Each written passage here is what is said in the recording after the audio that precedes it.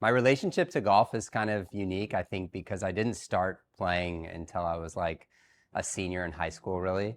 I had like messed around with golf a little bit here and there as I was growing up, but never really had the opportunity to compete or like play on a consistent level until we got a golf team at my high school.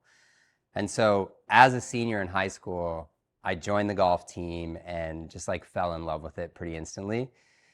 But coming out of high school, I lost that access to play and practice every time with the team and with my friends. So I had this like weird period from high school to college where I was all on my own and kind of left golf for that little window of like a year and a half. And then I got a job at a golf course, and that's where it like really went full steam ahead. I had access to the driving range, to the course. I could hit balls all day long if I wanted to, if I wasn't working. And that's where I got like truly obsessed. After about 18 months of being at this golf course, I got my handicap from like probably like a 15 down to scratch. And at the same time, one of the players on my high school team was playing in college, and he came back for the summer, and he was just like, dude, what happened to you? You used to be terrible, and now you're like okay. And I didn't really realize that I was okay, but he asked me if I would come try out for their college team because they didn't really have a fourth or fifth player who they could count on to shoot in the 70s.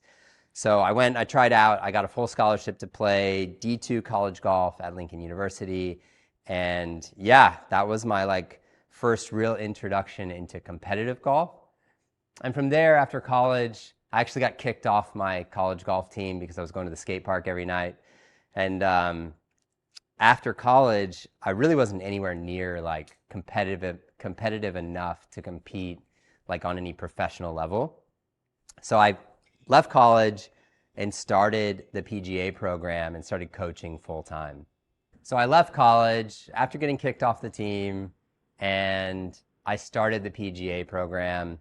For those of you who don't know, the PGA program is just basically it's like college for people who want to be in the golf industry.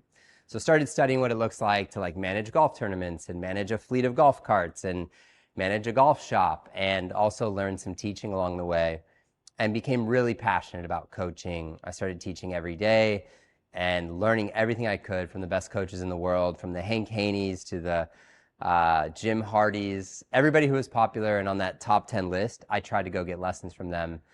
And while I was becoming a better coach, I was also becoming a really good player or a better player.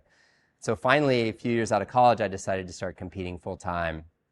Left St. Louis, where I grew up, moved to California to play on the Golden State Tour. And that's where I kind of got like hit pretty hard with how good some golfers really are. But it didn't really stop me from like pursuing what I wanted to do in competitive golf. It just told me that I really needed to work like a lot harder. So I spent 4 hours a day every morning on my short game, chipping and putting. And then I'd go to the golf course and play 18 holes. And then I'd go back to the simulator place and hit balls in the simulator for a couple hours. So pretty literally for, I guess, 3 or 4 years, I was practicing 14 to 16 hours a day. Just when I wasn't practicing, I was teaching a golf lesson. If I wasn't teaching a golf lesson, maybe I was playing in a golf tournament. So it's pretty much all I did from 2009 to 2015. And in that time, around 2015, I started helping with a golf app project, which took me away from competing full time.